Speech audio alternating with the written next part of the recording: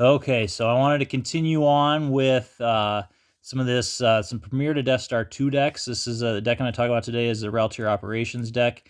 Revolves around the Ralltiir Operations objective and in the hands of the Empire. There's a lot of troopers involved here, speeder bike troopers, Death Star troopers, even some snow troopers. And just kind of go over this deck. I played with it quite a bit, so I'm a little bit more juiced up today than usual because I played for the last year, a little over a year in person quite a bit with a couple of guys in particular, and then there's been some local events here in the Minneapolis and St. Paul area where I'm at. There have been some local events here too. But about 6-7 weeks ago, I finally got online and started playing Star Wars CCG on GEMP, or I don't know, some people say Jump, some people say GEMP, but the online system for playing Star Wars CCG. And it was a little bit of a struggle the first week. It's takes a week or so, takes like 5 or 6 games to really get comfortable with the system. But after that, it's been super fun. I've had a lot of fun playing on there. The Players Committee is the group that still organizes events for this game. They're still creating new virtual cards for this game. Cards that incorporate things from like the Mandalorian, incorporate characters from the Mandalorian, the sequel trilogy, even like Rogue One and Solo. They're still coming out with new stuff, but they also organize events, and they kind of organize and keep things going on GEMP. And anyway, they made a focus this year to really focus on retro events, or events that incorporate cards from the 1990s, like the original cards, the original Decipher-made cards. And those are just, I don't know, it's just my favorite. They're my favorite events. I guess I'm a returning player. And I do enjoy playing the open format with the new cards too, but my passion really is still for the original cards from the 1990s. It was just I think a really fun time. The power level for the cards was great. The balance was great until like the very end. But even then, some of those cards I think really made the game fun too. So anyway, they made a focus this year on events for the original cards, and coming up starting April 1st, they've got a Premier to Hoth event. So that's going to be a tournament just for cards from the Premier set to the Hoth set, which are the first 3 sets of the game. And I've been playing some games, practicing on GEMP for that format, and it's really fun. And then they have a Decipher cards only format, and that is basically all the cards that were printed by Decipher from like 1995 to 2001, I think. And I think it's really kind of one of the first times I believe they've done an event like this. So this might be kind of like the first Decipher only card event since like 2001, basically. It should be very interesting. I've been playing that a lot also, and I will say I think there's a lot more viable decks than a lot of people probably think, and I think it's going to be, I don't know, I really enjoy playing that format also. It's really fun. There's maybe a couple of shields that could be added to make it a little bit better, but it is just a really fun format. And anyway, first place in that tournament is going to be an uncut sheet of Dark Side Coruscant rares, which I've never seen before. I've never seen anybody selling them one. I've never seen anybody post a picture that they have one. So just, I don't know if that's going to be, I think, pretty sought after. I think a lot of people are going to be trying for that because it's usually really kind of an incredible collectible that would be awesome to have. So anyway, looking forward to that. So if you want to do those tournaments, look for this, Google Star Wars CCG Players Committee, get to their website, get to the forums. You got to sign up through the forums. And if you've never played on GEMP before, get on there too and give it a try. There's a chat feature, so there's people on there that can kind of help you figure it out if you need some help, some questions about doing some things. There's usually pretty helpful people on there. All right, so anyway, let's get to this deck. So we got Ralltiir Operations. This is a really if you can flip, this is one of those objectives. If you can flip it, it is very powerful. You deploy the Ralltiir system with the objective. So there's a Ralltiir system. While this side up, once during your deploy phases, you may deploy from reserve deck to Ralltiir 1 site or non-unique Imperial. So it helps you go get sites as well as non-unique Imperials. And then each Rebel is deploy +2. So that makes it pretty difficult for light side right away. Flip this card if Imperials control at least 3 Ralltiir sites and an opponent controls no Ralltiir locations. Place out of play if Ralltiir is blown away. So you really want to flip this as early as you can. I mean, most of the time you're trying to flip this on turn 2, hopefully, unless there's some really serious force generation issues. You're gonna try and flip this on turn 2. If you get to turn 3, it's kind of not a good thing. So then when you flip it, well, this side up, opponent's force drains are -1 at Ralltiir or -1, and that's everywhere. So that's huge. At Ralltiir locations, each rebel is to play +2, just like it was on the other side. And at all locations, you add X to your total battle destiny, where X equals number of Ralltiir locations your Imperials occupy. So usually you're adding 2 or 3 to your total battle destiny, which is pretty big. And then once you're in your control phase, you may use 2 force to take any one card into hand from your reserve deck. And that is really big also. So you're hurting your opponent's force drains. You're adding to your battle destiny when you flip this, and then you also have the ability to go get cards from your deck each turn, which is, so it's kind of nutty when you flip it. And then you flip it back if the opponent controls at least 2 Ralltiir locations, which is kind of tough, which you want to make sure is tough for them to do. Okay, so there we go. We got the objective. We got Ralltiir system to deploy right away. We got prepared defenses to get those 3 effects, into play right away. This is your starting interrupt. The 3 effects that you're usually going to want to go with are going to be, there is no try, which is kind of the anti-sense and alter card. A big effect. They've made this that's now a defensive shield. Originally in effect. We got Imperial Arrest Order, which does good things for your adding forfeit to Imperials of ability less than 3, which is most of what is in this deck. And then you can go get a docking bay from your reserve deck. And then mobilization points. Force generation is +1 at a docking bay. Once per game, you can take 1 Kurita, Wakal Mui, blah, blah, blah. Important thing here is Kurita is in this deck, and so you will typically, you're going to go search for Kurita, essentially. So you start those 3 effects with the starting interrupt. All right, and then we get into the troopers. So everything revolves around troopers in this deck for the most part, and I'll show you why in a little bit here. But we got a bunch of speeder bike troopers. We got Iroll. Basically does good things when he's with other speeder bike troopers. Elsek does things when he's with other speeder bike troopers. Barrich does the good things again with other speeder bikes. And Drayluson. So we got these speeder bike troopers. They're kind of little dinks, but when they're together at a site, there's multiple of them together at a site, they can be pretty powerful. And then we've got some Death Star troopers. Sergeant Torrent.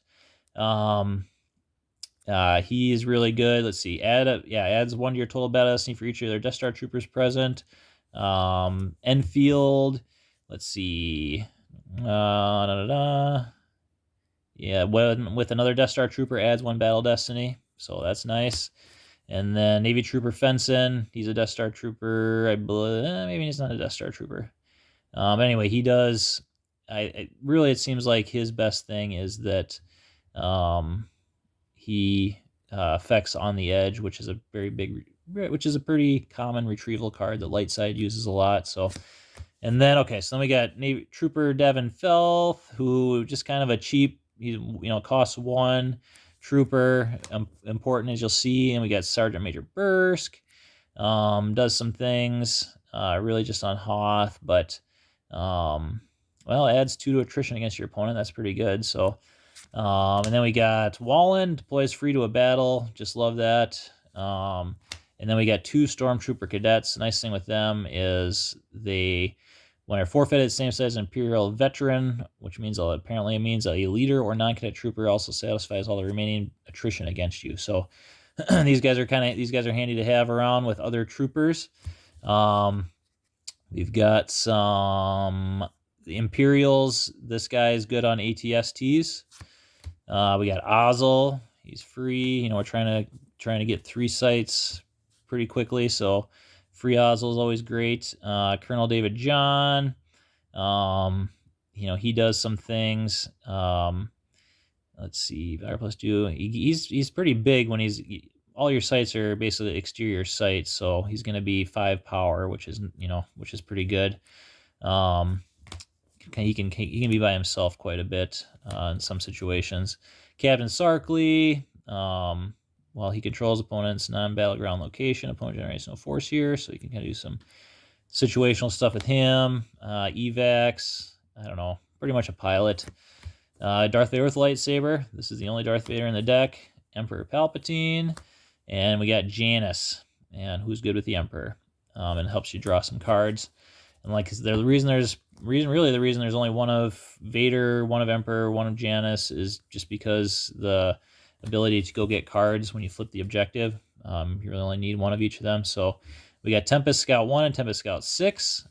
They do some react stuff, which is very important in this deck because because you're trying to control 3 locations, 3 sites as quickly as you can.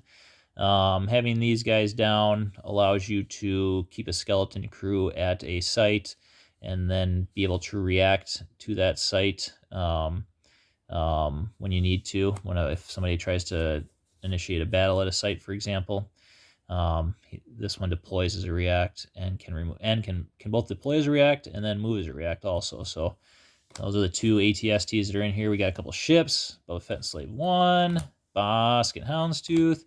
Got the Emperor's shuttle. We got Vader's shuttle. Vader's shuttle is something I hadn't really played with very much before, but it's pretty cool. If Vader is aboard, opponent must have ability greater than 5 to draw Battle Destiny at the same system.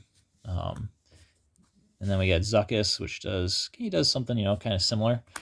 We've got a few extra effects here that these could also be played with your starting interrupt if you wanted to. Got First Strike, really good for when you're doing a lot of the aggressive battling. Imperial Decree has the ability to get rid of Revolution and all opponents' force drain bonuses, which is kind of handy. Resistance is good against a lot of things like insert cards, things like Sabek, things like that where they're doing damage to you that is not related to force draining, essentially. Or if they're force draining you at non-battlegrounds, it's good too. So sometimes if you feel like you're playing against a certain deck, you may even want to start that one at the beginning of the game.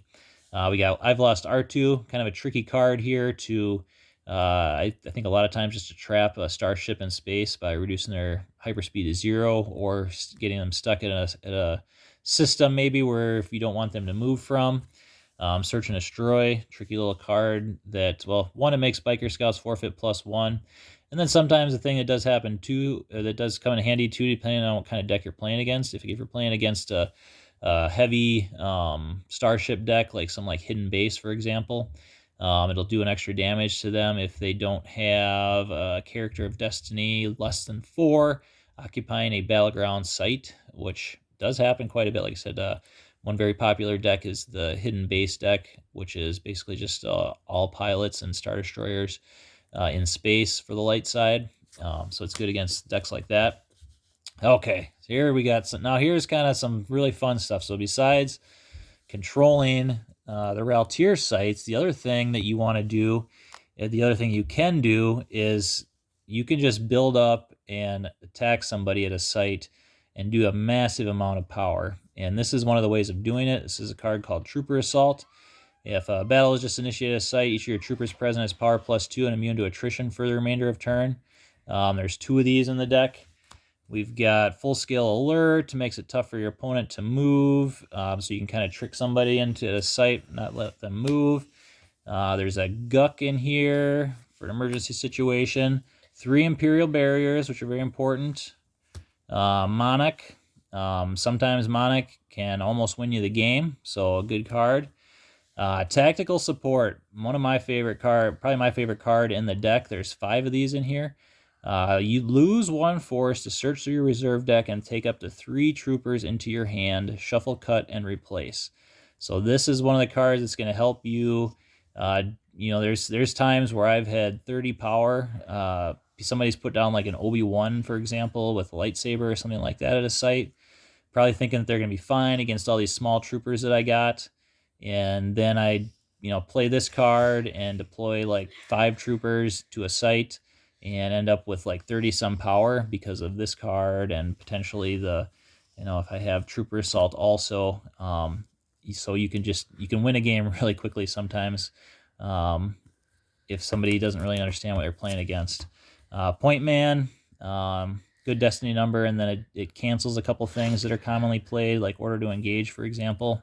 In particular, is very commonly played. And there's some other things on here, some other cards that it cancels that are played too.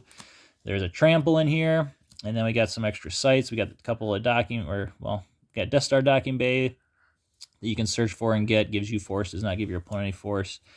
You got the forest. So there, if you didn't know this, there are no other Ralltiir sites other than the Ralltiir system. So we've got these sites that came out in special edition. Forest, Spaceport Docking Bay, Spaceport Prefect's Office, and Spaceport Street. And basically these sites can deploy to any system except for the systems that it says you cannot deploy to. For example, the street and the prefect's office, they say that you can't deploy to Bespin, Dagobah, Ender, Hoth, Kashyyyk, or Yavin 4. So essentially these become Ralltiir sites when you get them and deploy them. So yeah, you can search for these with the objective, go get them, and then deploy them down. And these are the sites that you're going to try and take. You're going to try and control so that you can flip your objective. So yeah. And then Karita, of course, which mobilization points allows you to go get. And the reason that Karita is in here, too, is because if you occupy it once during your control phases, you may lose one force to retrieve one trooper into hand. So yeah, give this deck a try. It's not an easy deck to play, but it can be really good. There's in the open format, there's a Ralltiir Operations deck that has now become kind of a big deal in the open format too. And yeah, kind of goes on the same basis.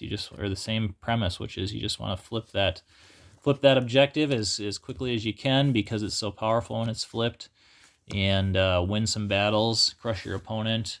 Maybe just win one battle and crush them by 25 force, and just basically win the game that way too. So yeah, it's a really fun deck to play against, or a really fun deck to play though. So give it a try, and I'll probably see you playing some Premier Death Star 2 if you're on Gimp. May the force be with you.